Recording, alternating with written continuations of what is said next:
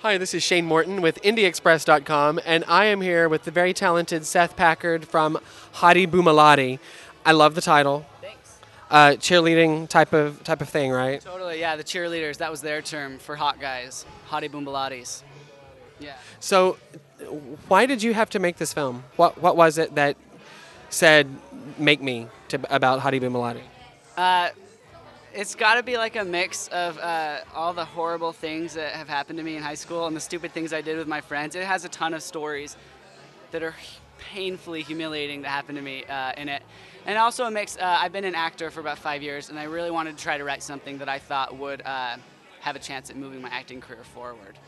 So first I wanted to make a good script, and I thought what better to do than all the humiliations that have happened to me. And I love that you wrote a script to move your acting career forward, because when you write and you direct, I mean, you really have kind of taken this and just kind of ran with it all the way through. You produced, you wrote, you directed, and you're starring in it. What was the? Did you ever aspire to like possibly move into directing at any point in time, or did it just happen? the directing actually happened. It was interesting because I thought about my favorite directors that I've worked with in Utah, where I'm from. My favorite ones, bar none, were the ones that actually focused on the acting. Because a lot of directors, like, I don't know if they're only paid for like the time they go out and shoot, but all they're doing is this thing, you know, like this all the time. And I'm not getting to talk with them about my character or anything. And I thought I'll just storyboard beforehand and just focus on the acting during the shooting. And I thought acting's one thing that I actually know how to talk about, and I know how to work with other actors and stuff. So you really kind of approached it, your directing kind of from an acting standpoint. Oh, totally. I wouldn't know how else really to do it. Are you a theater person at all?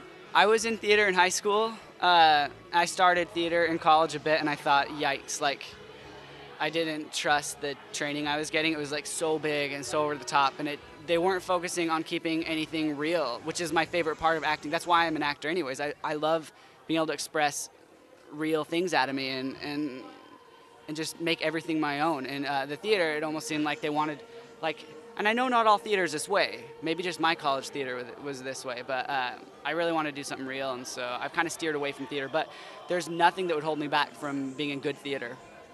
What? Tell us a little bit about HottieBoombaLottie, about the script, about what it's about, and then kind of go into about the process of actually directing yourself in the film. Sure. The film's about two kids in high school. They're two brothers. I play the younger brother. He's really awkward, has this huge crush on the hottest chick in the school, and his cooler older brother ends up hooking up with her instead of him, and it drives him crazy. And he tries to win her back and do whatever it takes to get that. So that's kind of what the story's about. In terms of directing myself, I had my dad on set the whole time, who's a professor at the college I went to, so I've studied a lot of acting and film with him. So we're kind of on the same page. He took care of the monitors.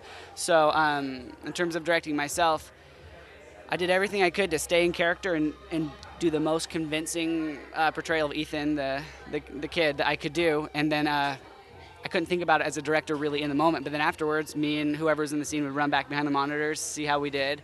So that was kind of our rhythm. We'd give it all we could, then stop, look at it, and see if we liked it.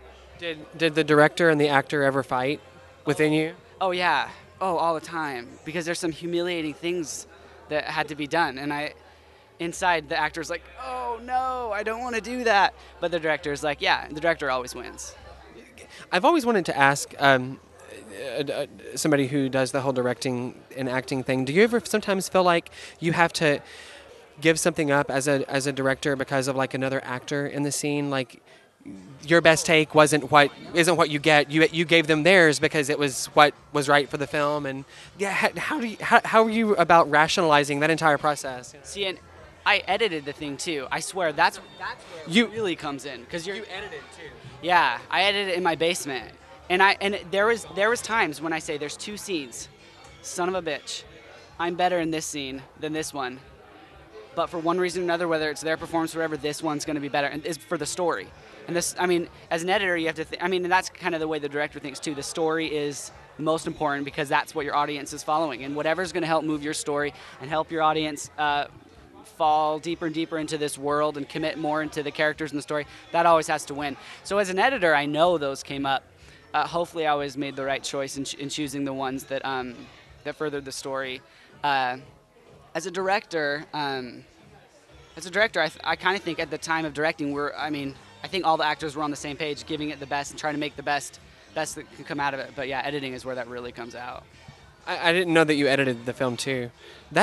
How long? So what was the process like? How long were you in pre-production? How long were you in production?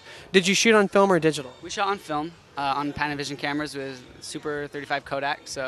And they were wonderful to us at both those companies at making sure it would work for us, helping us out. We're moderately low budgeted, so they took care of us. But I started writing it about 4 years ago, and I spent a long time on the script.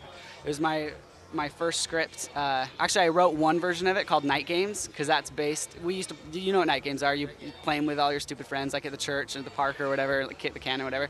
It was based on that, or that's what the first one was, and it wasn't very good. So I didn't let it leave the computer, and then I started again. It took about another year. So I spent about 2 years to really get at something that I felt good about, really good about, and then about a year of pre-production, 18 days to shoot. And we ended sometime in September, so now here we are. So this is the premiere. So it's finally getting seen by LA Film Festival, is one of the best film festivals in the country, in the world actually. How does it feel to have your film actually showing, being showcased here? It's incredible. From the beginning, we got done, and I have a great agent and great manager, and they were like, if we could get in the LA Film Festival, this is our top choice. This is where they thought this is where a festival could help a film like ours shine. We're so incredibly lucky. We're so honored to be here. One of 7 films in competition. I mean, it's pretty selective, so it's really flattering. Should be. I mean, you definitely should pat yourself on the back a lot for that. It's and especially at the age of 25 years old, there are a lot of filmmakers here that have been trying for 40, 50 years to get a film in competition, and I'm really looking forward to seeing the film tonight. I think it's going to be fantastic. Now, we were talking about music before we started the thing. What's the music like in the film? Music is like my favorite music ever. That we went for festival rights for it, and I have high hopes that the film will get a great distribution and we can keep the music in it. So it's some of my favorite artists are in it. So it's a mix of I don't know. I kind of classify it as like indie rock kind of stuff. I think it fits the feel of the film, but there's a lot of it. Music's a huge part of my film. Awesome. Well, Seth, thank you. Thank you. I appreciate it so much. It's a pleasure, and I look forward to seeing the film tonight. And you should be able to find HottieBoombaLottie sometimes, hopefully coming to a theater near you soon. So do look for it. And Seth, thanks a lot. And this has been Shane with IndieExpress.com.